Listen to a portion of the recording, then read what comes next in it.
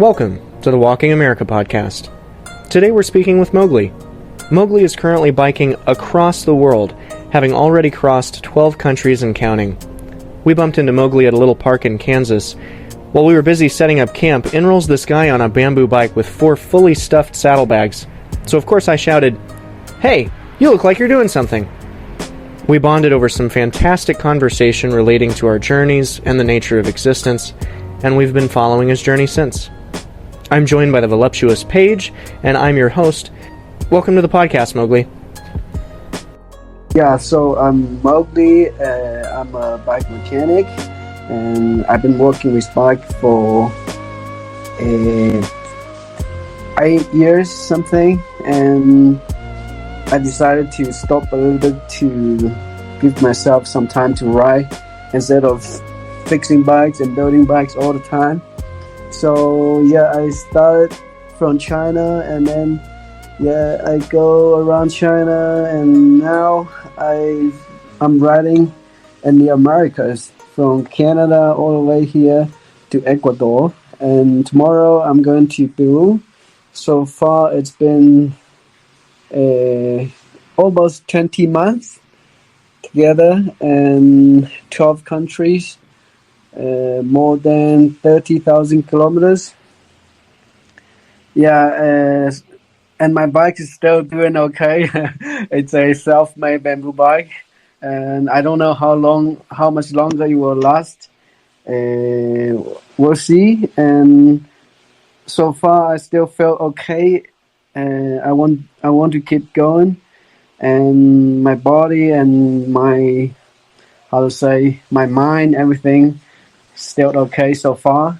And all the way here from Canada last year, I've been in the Americas for 15 months since I started from LA last year. 15 months here, but yeah, luckily people here in the Americas, in the North and South Americas, people are very nice. And also I'm lucky to have lots of friends who likes and bike my postcards. So yeah, so far I was able to keep up with the budget. So yeah, I think I'll give myself, however long it takes to do a world tour.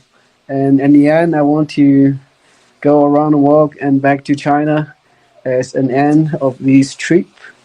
And then, we'll see how it goes. Oh, that's so great.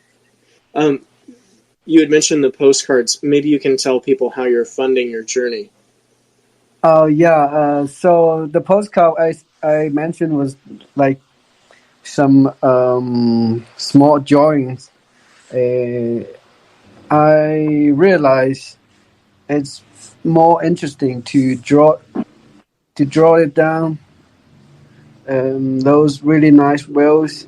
I mean, sometimes you see something beautiful, and for me, somehow, so sometimes I feel really hard to write it down. Is what I see and how I feel. So I think it's easier to draw them down. So I have these this notebook for drawing these nice landscapes I saw along the road.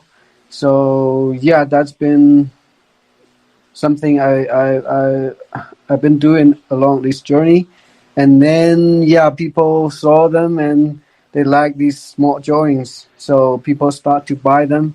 And then I realized that's something I can sell for the money for travel, so I don't have to worry too much about the money. Instead of always thinking how am I gonna get the money for the next trip for the next month, I can just sell those postcards if people want to buy it. So yeah, I sold all of the drawings I draw on the road, and so far I got I got the money all the way here, and also I still got a little bit left for me to go all the way down to Argentina. And for next year, I don't know. So far I felt very lucky to be able to found a trip like this, doing something I really enjoy, and then also pay the trip, which is fantastic. And I mean, for me, I'm having lots of fun doing that. So this is perfect for me. And yeah, I don't know how long it will keep going. It will keep funding my trip, but we'll see. Mowgli, you're a fantastic artist, by the way. As I scroll through your Instagram feed, I got to say there aren't a lot of artists whose ink work I have such an appreciation for. I think you do absolutely cool. Yes, beautiful. Well, If I don't know too much about art. It's just like you draw what you see. It's just like a copy machine. But sometimes I enjoy doing that. Just like, oh, put it down on your notebook, and yeah, you always remember that kind of feeling and that kind of will, the angle, the place where when you see it, you remember when you first get there. It was like that. It's exciting sometimes to look back on these drawings. It's like a journal. Oh. yeah, if anybody wants to buy one of your drawings, where can they go? Well, I don't have a website. I think yeah, if people somehow they can find me, they can get in contact with me. They can just send me their address, and I can send a postcard to them. And then yeah, if they like it, they can pay something through or anything online. If it's not work for them, then it's a gift. Would the easiest place to find you be on Instagram for, let's say, the people Yeah, that we're going to come in contact with here in America? yeah. If people are interested, they can find me on Instagram. My Instagram is Mowgli1015. Or actually, I do got a YouTube channel. Yes, I post Oh. some video there, even though not many people watch them, but still you can find me on YouTube and leave a comment or just send me some message on YouTube. That also work. And yeah, that's I think that's easier because right now I don't have a phone number that's working because I'm changing the countries all the time, and the number I was using in the North America is not working here. So yeah, I think Instagram is easier, or send me an email or something. Okay. What's your email, and is your YouTube also Mowgli1015? Oh no, my YouTube name was Mowgli from China. Easy to remember. Yeah, the Oh, easiest one I can think of. Yeah, and then yeah, my Instagram is Mowgli1015, and then my email is 291972 975 at qq.com. That is your. All right. So, what actually made you decide that you wanted to bike across the world? Was there a particular moment that you were like, I want to do this? Or was it a building kind of draw toward an adventure like that? I think it's at that moment when I pay everything I have to pay, because I think I last year when we were camping in Kansas, we were talking about me, my brother, and the problem we used to have. My brother gets sick, and also we borrowed a lot of money to go to school, and also lots of money for my brother to save my brother. So yeah, I borrow a lot of money for that, and then I think it was at that moment when I paid back everything, and I feel so free. I feel so light because I don't owe anybody anything. And at that moment, I feel like wow, I can do something for myself instead of having these things, these heavy things on my shoulder. So I realized at that moment I really want to do something to to make my life more, how to say, eh, interesting, or like something to do, something I can remember, instead of making money, because I'm not good at making money. Yeah. And that makes me feel like, oh, stressful, and yeah, and tired. So yeah, after I paid back everything, I felt free, and I don't have any pressure on me anymore. So I realized, yeah, it's time to do something for myself. And I'm a bike mechanic, and I've been building bikes, fixing bikes for people to ride. All that 8 years, but I never get much time for me to really do a ride. So I think at that moment I realized I want to do something like this. But then it also take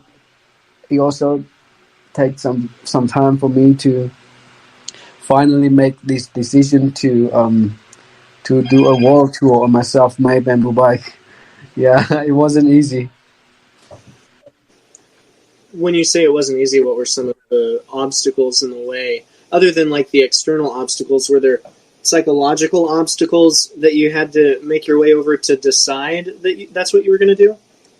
Yeah, it's not just like money, or something out there that's dangerous or something like that. It's also, it's like, it's the world is so big. It's not just like from Beijing to back to Guangxi was my hometown, and it's like the whole world, and it's so long, and so many things are unpredictable, and it can be dangerous, and it also costs a lot of money. Of course, by the time I don't have that money, and also it's, it can change your life completely, because you're gone for such a long time, and you don't know you don't know how you're gonna do, what you're gonna do for living after that, and everything's changed. It's kind of like those people who go into prison for a long time, and then they cannot get back to the world and outside anymore. It's kind of like that. Sometimes you feel like you go into the world, into the wire, and on the road for like a really long time. It's really changing everything. So yeah, it's for me. It takes a lot of thinking, and a lot of struggling to make that these decision.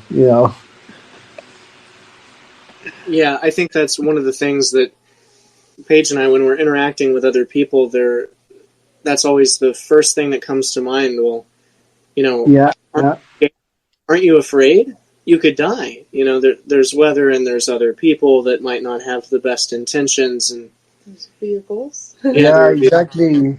Exactly. Yeah, I have the same concern as well.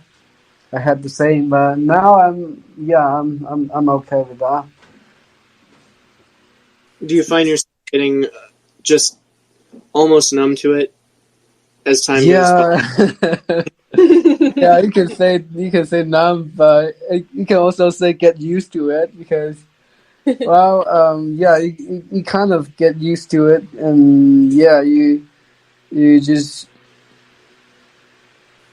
how to say, well, you get used to be careful all the time, watching out the cars and everything, and also you get used to have no idea what you're gonna get today, and what you're gonna sleep, and what you're gonna eat today, and you kind of get used to this unsecure schedule every day. Yeah, so once you get used to that, you kind of relax, and you relax and take it as like, as a normal day, like everyday life. Yeah. We get that. Like one, like when you start a new job, you kind of nervous, like always worry you're doing something wrong, or you're doing something too slowly, or there's something you miss, or something like that. You always worry, but then once you get used to it, and then you do it like every day by day, it's just normal. Yep, we acclimate to such a great variety of things, and that's one of the things Paige and I journal about a lot on the website, is that if you acclimate to little, then you become accustomed to little, and everything extra feels like more. And if you acclimate to a lot, or like a lot of comfort even, then you just have that height to fall from. You're more likely to be uncomfortable or dissatisfied. Yeah, yeah, yeah. Gotta It is credit like Mo that. for doing this journey single by himself. Yeah, There's a little more bravery and courage in there. I mean, I can't imagine doing it without one another. So, more props to you. yeah. Are you Yeah. still writing solo? Is that right? Yeah. Actually, I'm writing with a body now. Oh, cool. Yeah, That's since Bogota. how did you come across this other person? Are they old friends from China, Oh or yeah, did you? yeah. She's from China, and she came here to join me to ride across the South America. Oh, that's awesome. Yeah, Yeah, that's yeah, fantastic. yeah. Yeah, we've been riding together for 2 months. Is this a temporary thing, or are they going to do the? Are they going to go the whole distance with you? uh, I think so far. By now, we are only planning to ride together to Argentina, and we're not sure about the next year. I'm not sure about Africa. Yeah, That'll be interesting. You said Africa is next year. Is that right? yeah, yeah. Africa will be next year. That sounds daunting. Yeah, I have no idea about Africa. What's going on there? I don't know. We'll see. I mean, people live there, so yeah, there will be some That's a good people way of. there. Yeah, I'm sure there will be some people there for me to ask for the road for information and everything. There will be a way through. So, what are some of the? You touched briefly on them, but what are the biggest challenges you face in your journey? Um, in my journey, well, uh, actually, not too much challenge. I think most of the time it's just it's kind of difficult, but well, nothing too much like a challenge. Sometimes can be tired, can be very difficult. The road condition can be really bad, but yeah, I think I think the most scary part was one time I met these bears in Canada. They were so close to me. That was Oh, something really. That was something I was really scared. Yeah. were they grizzly bears or black bears or brown No, bears? they are black bears, but it's a mom and a cub, so it's kind of dangerous. Ooh, Yeah. Yeah, yeah, yeah. yeah. So yeah, but I mean, luckily they didn't come after me. They actually they run away. But they're so close. I was really like scared at the moment. So, oh, what am I gonna do? Uh, Yeah, yeah, yeah, yeah. So yeah, besides that, I think yeah, it's all good, and people has been very nice to me. I haven't met any really serious problem. I can fix my bike. Besides that, not much to worry about. Mostly, most of the time I've been lucky. Yeah, I don't know what's in front there, but so far it's okay. Do you find that you're changing more as a person day to day than you ever did in a house or in an apartment? Do you feel that change because of the variety of environments that you're going through? Well, I think after riding for so many months and being treated by these nice people and being taken care of uh, being taken care by these really generous and nice people all along the way. I feel that I have more confidence to be a how to say a good person or a kind person. I mean, sometimes you not that you don't have that much confidence with others. Like, oh, you worry people might be cheating you, or you worry you lost something, or you worry it's you're paying too much instead of getting enough. So I think after this long journey so far, I think I become, how to say, I have more confidence and more, how to say, more courage to be a good person. Just be nice to people.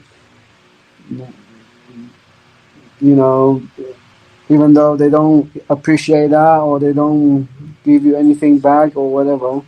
But I just feel like I'm more tend to be a good person to give something I have, or to help people with something I can do. I mean, Yeah, I'm not really a bad person, but I just feel like I have more confidence and more courage to do that. To Yeah. be a good person. Yeah, I realized something like that. It's changing on me. Yeah, I think. we all have those selfish desires that we're constantly battling Yeah, yeah, against. yeah, yeah. You hesitate all the time, and yeah, this is something. I think it's a journey that I practice. I practice to be nice. Also practice to take these kindness and to take these help from people naturally. Yeah, I've noticed that it seems like a lot of the people that have taken us in or have kind of they've given that kindness to us very Mm-hmm. often are people that have had that gifted to them. It's that pay it forward mentality. It really rubs off, and it seems like that's one of the things that we're taking away, and glad to hear that you are as well. That Yeah, yeah. I think we do share a lot of experiences and ideas, in common. I think. Yeah, by the first time we had a conversation, I realized that I remember I mentioned to you in Kansas in the park. I said, "Wow, it feels weird because we grew up in totally different culture on the other side of the world, but then we share so many similar opinions and so many similar ideas." yeah, yeah, amazing that we're separated by ocean Yeah, yeah. and we still feel that way. I think people can make us feel that way. I was not always this person myself. I don't know what kind of a change you've undergone, but I was far more cynical and I mean even kind of really disliked people at different times in my life, and I feel like my introverted self is getting made more extroverted, just one good person at a time, beating it out of me with kindness. Yeah, yeah. Uh, and yeah, that's. I think. Yeah, I was like, yeah. After after travel the world for like almost 2 years, I realized, well, that's something that's the only thing that's important. I mean, no, not much other things are that important at all. Yeah, this came up on the last episode of the podcast. You would think that selfish thoughts would satisfy yourself, and yet it's actually kindness toward others and selfless acts that seem to make us happy. Yeah, exactly. And yeah, I don't know, like I met lots of people, and yeah, I don't see any, any mysteries things on in people. Those people who live, who live a long life, who been through a lot. In the end, they all tend to be a good person. Just like that's a right way. That's the truth of life. Is there a particular interaction? What's been like one or two of the kindest interactions that you've had along the journey, or the most generous interactions? Ooh, there's so many. Yeah, it's like wow, I can think of so many people and so many friends. Yeah, it's like sometimes people buy my postcard and it's just a piece of paper, but people pay like $5,000. That's like something like really incredible for me. I was like, whoa, Amazing. that's a lot. And then yeah, and then So, sometimes you like you go through these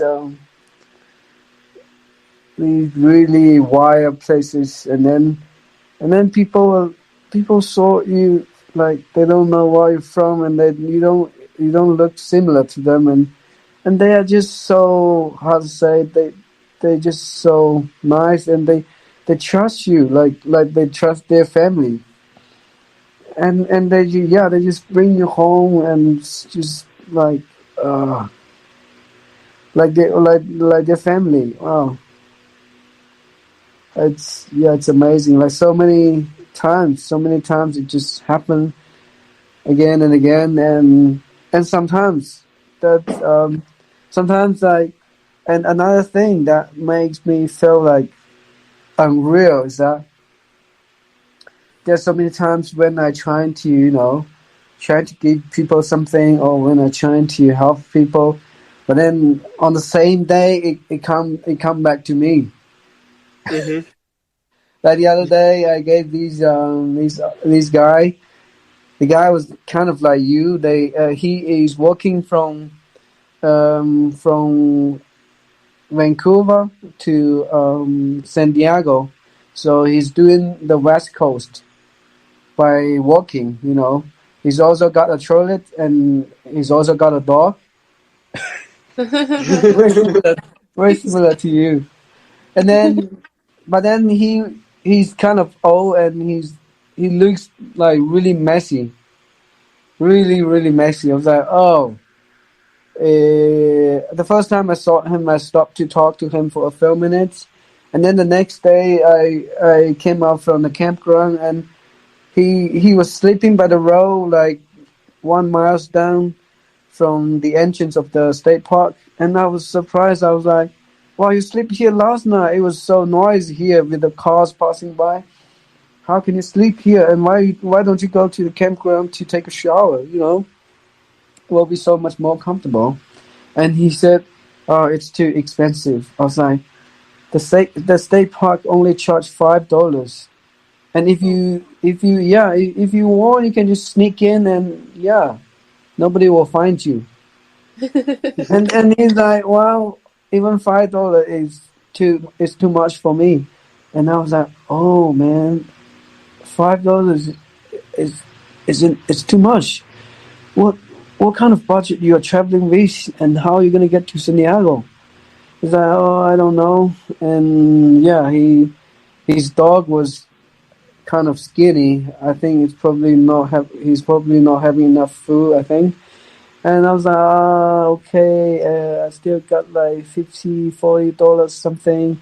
if you want, I can give you these dollars, these cash, and you can go take a shower and go find a campground, take a shower, invite yourself some food for you and the dog.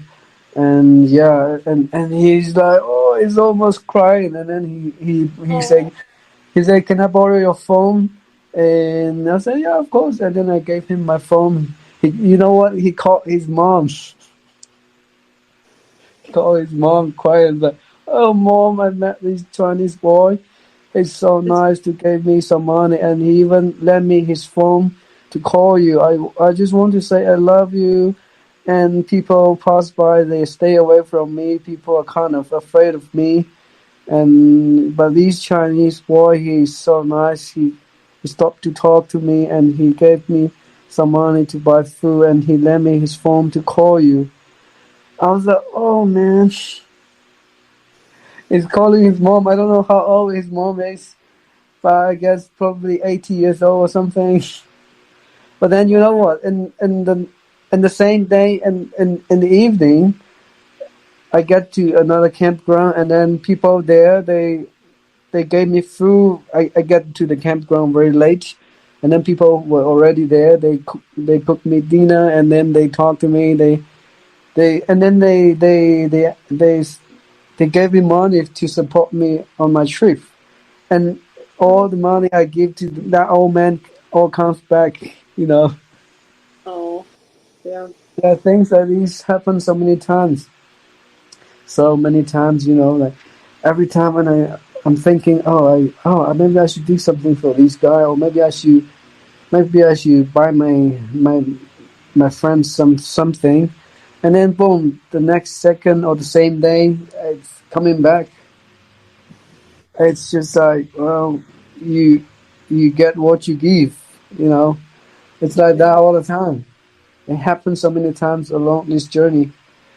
So sometimes for me, it seems like weird. It's like unreal. That's so cool. That Such is a just a sweet beautiful story. story. Yeah. Yeah. Makes me wanna, yeah, Yeah. cry. So yeah, that's something like really impressive. Like it happened too many times. So yeah. Do you think you could see yourself finding greater happiness doing anything else? Like a goal, at which point your journey is going to end. How are you going Yeah. to, yeah, do you think you'll find the same level of happiness doing something else? I don't know. Yeah. So far, I really feel like I'm having the best part of my life. You know, you feel free. You feel you're doing something that really enjoyable, something really cool, and then at the same time, you got so much kindness from people all over the world, and it's just really, it's not just, it's not just beautiful. It's also free and kind of romantic. I think at some points, yeah. I don't know what I'm gonna do in the future when this journey. There's a German guy who ride around the world for 52 years so far. Like You I just don't keep know, going. maybe yeah, you just keep going. I don't know. For me, I don't know. Like I don't think that's so far. I don't see that on myself. I don't think I'm gonna do such a long ride. Like I don't think I'm gonna spend my whole life doing that. But so far, I don't see anything more interesting like this. And yeah, I don't know. We'll see. We'll see when it comes to an end, and I'll see what else I can do. Or I mean, even just like finish this world tour is like it's big enough for one life. Even though I'm doing nothing else for the rest of my life, I still feel lucky. I still feel blessed. It's enough experience for a lifetime. Yeah, exactly. How does it make you feel about the way people typically live what's your perspective on the standard 9 to 5 workday and work week? I think, well, for most people, I think that's the way people have to make a living. You know, life is not always easy, and sometimes we are thinking, oh, a regular life like 9 to 5 job and marry and get kids. And sometimes we think that that's kind of too regular, you know, too boring or something. But I mean, that's for many people. That's something they are dreaming of. You know, it's not easy for everyone to make a living, and I also have difficulty when I just graduated from school. I feel like I can't even, you know, I can't even earn enough money to buy food. I've been through that kind of hard time. Yeah, there's a long time in my life I don't have enough food. So I would say, that's the way how these how this war how this war is gonna feed that many people, you know. And yeah, so I would say there's nothing wrong with those regular lives, but it's only, you know, when you get to that kind of uh, how to say, when only when you have enough options, or when you have the options, when you have the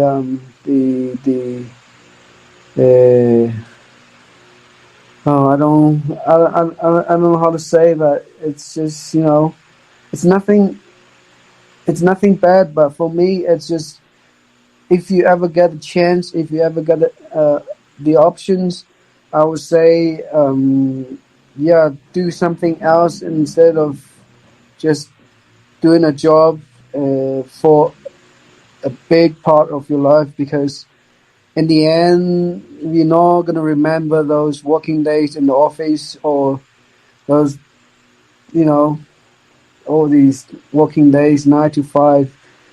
Is really not much to remember. So I would say, wow, life is never easy, and if you have to do a job, 9 to 5 job, then do it, and yeah, stand stand up on yourself first, and then once you get the chance, once you get the options, yeah, try something more interesting, you know, because life is short and it's only once.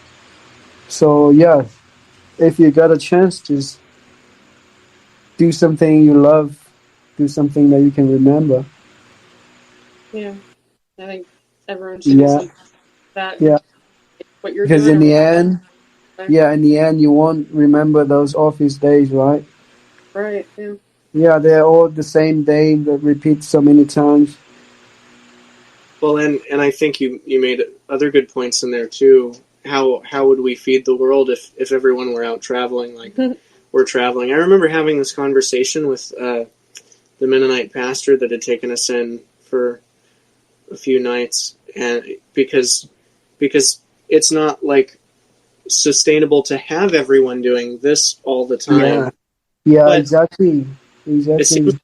balance would be for most people to get to experience it for some chunk of time. I think that would be, just in like a perfect world, that would be a good thing probably. But at the same time, it's not for everybody, and I don't know. It definitely can't be everyone's profession as well.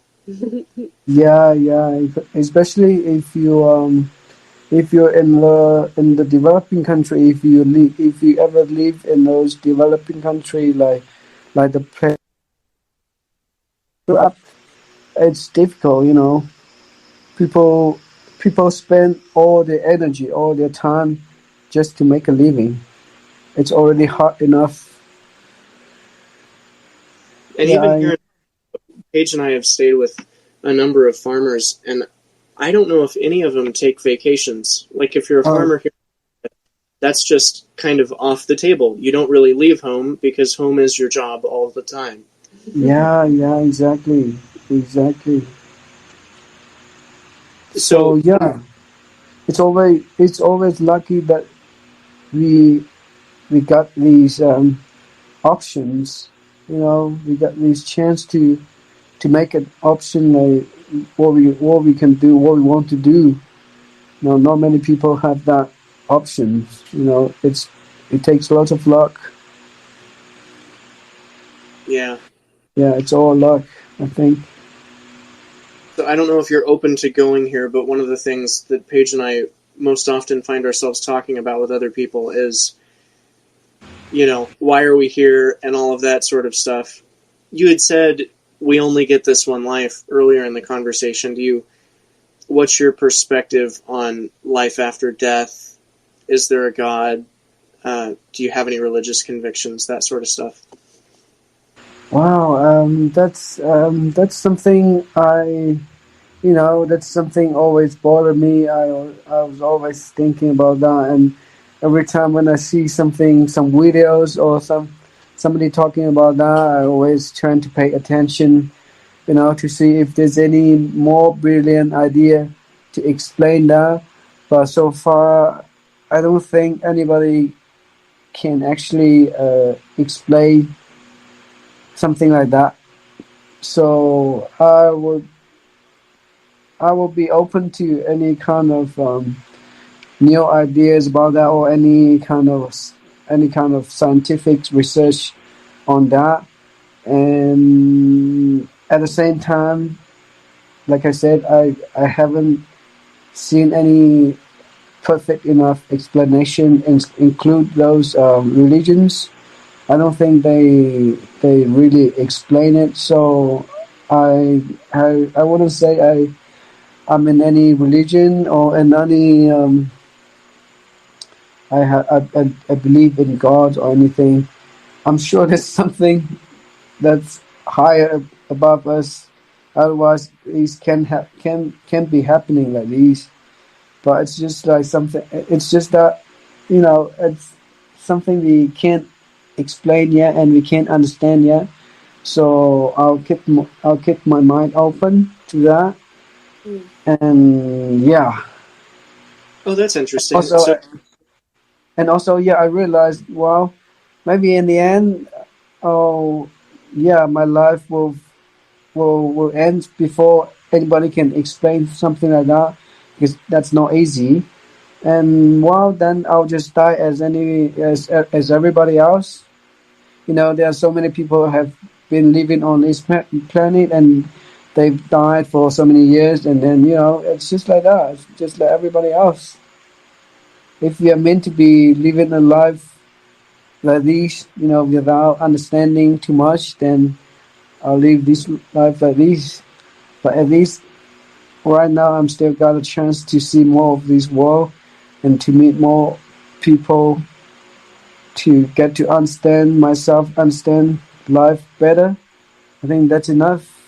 I don't think there is I don't think there's a end for the understanding. Yeah, so I think I'll just get as far as I can get in my life. That's it. that seems like a very balanced view to me. Yeah. I I appreciate that you would say um, it's possible that there's something higher than us, but at the same time that we don't necessarily have proof of it now, Yeah, or yeah, and the right proof to explain it with the specificity that Yeah, is often ascribed to it. maybe we're yeah, not yeah. to find a definite answer, and that should be okay. This life is enough. Yeah. I really, I really want to live long enough to see that kind of truth was, explained to be discovered. But I don't know. I don't think that's gonna happen before I die. But it's okay. So many people has live a life like that. So I've got just a couple of questions that I want to close the podcast with here. We still have a little under 15 minutes left, but the first one would be, what would you say is the best formula for contentment? Sorry? What's the best what? What would you say is the best formula for contentment? With your experience, having biked across the world in a lot of uncertainty and under weather and things outside of your control and hardship, what's the best formula for contentment? Is there anything we can do with our minds to find contentment? Or are we just kind of subject to this mental up and down kind of? Yeah, I think it's all from ourselves. Like the same thing happens. You can feel happy, you can feel sad. It all depends on you, I think.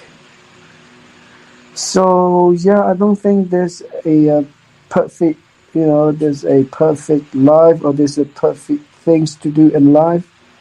It's just depends on you. So yeah, I think the right things to do is to change yourself and to realize that you can actually change it. Like on the same thing, you can really change your feeling. You can really change what you think of it, how you look at it. So yeah.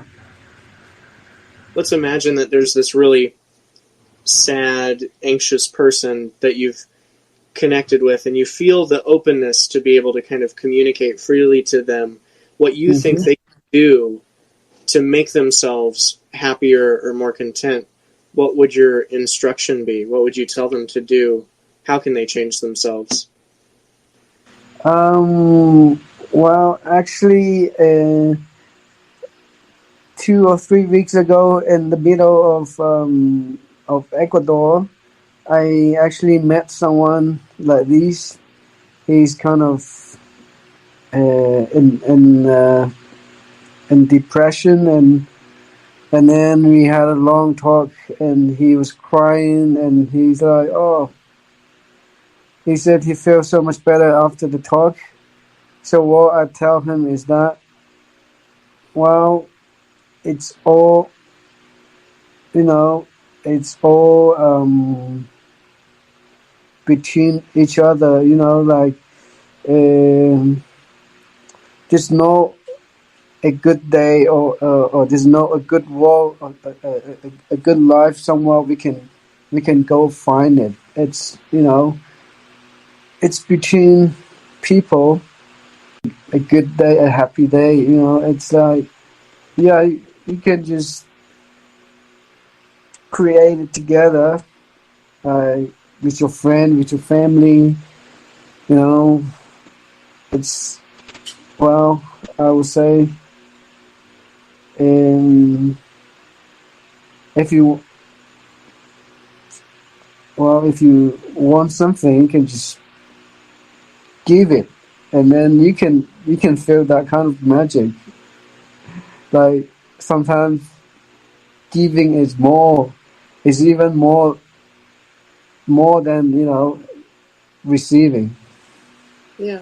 Yeah, it is like that. So I would say, if you really look at things like in your life, you can really change it. You can't change. You can really change yourself. Yeah. Like sometimes, if you think of giving and receiving in a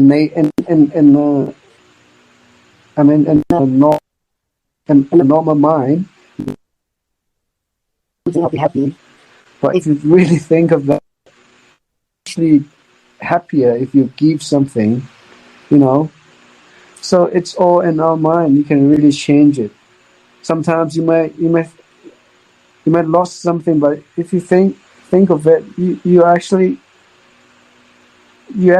more happy. You're actually happier when you give, when you lost, right? So yeah, I would say that you can change it inside yourself. If you imagine this podcast would actually reach every person in the world, which it Yeah, won't, you could imagine that it did, what one yeah. thing would you want to convey to everyone? What would you want to tell the world? Well, I would say be nice, be a kind person. That's important for everyone and also for yourself. Yeah, just be a kind person.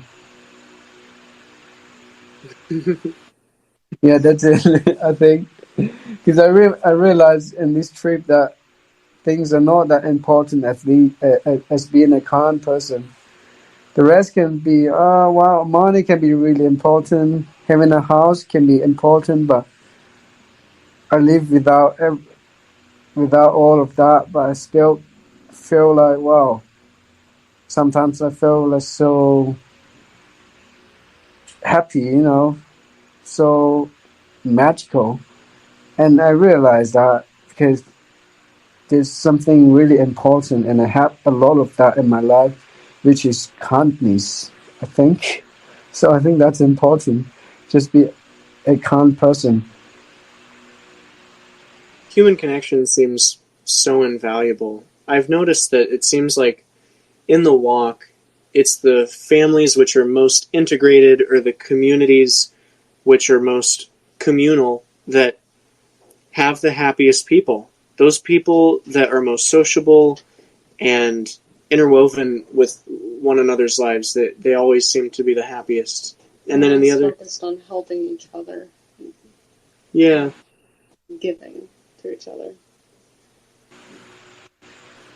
Yeah, I think that's the open secrets I found along this trip. I think people in different countries they all share the same ideas.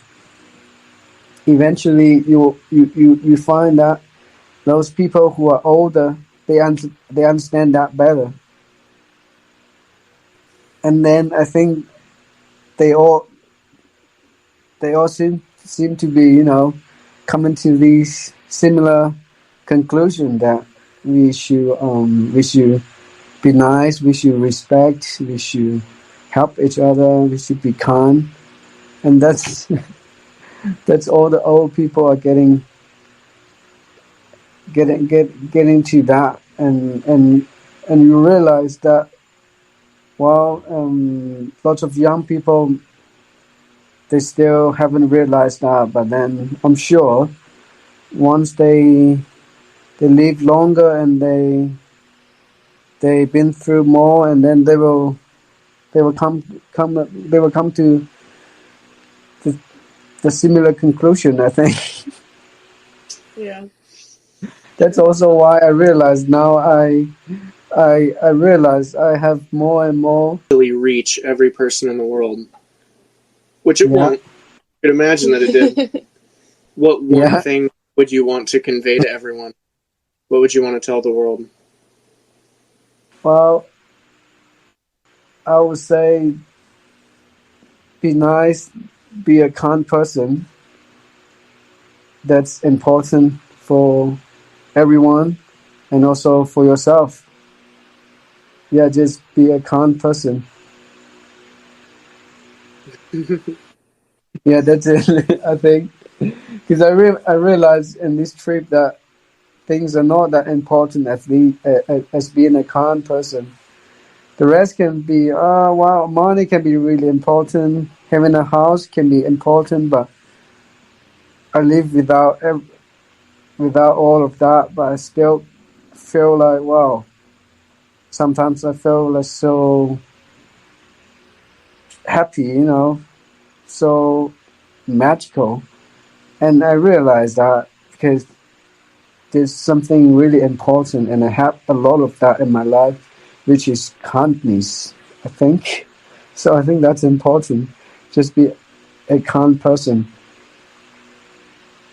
Human connection seems so invaluable. I've noticed that it seems like in the walk, it's the families which are most integrated, or the communities which are most communal, that have the happiest people. Those people that are most sociable and interwoven with one another's lives, that they always seem to be the happiest. And then in the other, focused on helping each other. Yeah. Giving to each other. Yeah, I think, that's the open secrets I found along this trip. I think people in different countries, they all share the same ideas. Eventually, you find that those people who are older, they understand that better. And then I think they all seem to be, coming to these similar conclusion that we should be nice, we should respect, we should help each other, we should be kind, and that's that's all the old people are getting to that, and you realize that, well, lots of young people, they still haven't realized that, but then I'm sure once they live longer and they've been through more, and then they will come to the similar conclusion, I think. Yeah. That's also why I realized now I realize I have more and more. Yeah, exactly. Aligning in values as Yeah. much. Yeah, so I'm not saying young people are not good. It's just like I realize I'm having more and more old friends. Yep. Us too. Yeah. People close to my age and a few close to Torrin's age, but yeah. Not Yeah. really any friends, like one or two. Yeah, it's a weird thing to acknowledge, but it's even weirder to hear someone else acknowledge it Right. after having acknowledged it so many times ourselves, and wondering if I'm just this voice in a vacuum, just echoing like Someone in the same position who's Right. also young. Yes, that is what's happening. Okay, it's not just us. Oh yeah. Good. Oh. Well, this has been fantastic, Mowgli. I'm really happy that you joined us for the podcast today, and we miss you. Yes, we miss you lots. we miss you. Yeah. We want to stay. Well, I Even just- really hope. Sorry, go. I felt the same too. I really looking forward to to find a place to sit down and to cook and to talk and get some campfire again. That would be fantastic. We'll definitely have to reunite someday. Camp Yeah. together. Yeah. Maybe one of us knows. We will see each other in person before I die, as long as I do. Okay. Let's make that. Let's make it happen. We will. Yeah. Okay. Well, we will close on that. Thanks for joining us today. If you enjoyed this content, you can donate through one of the links on our website, walkingamericacouple.com. Thanks, America.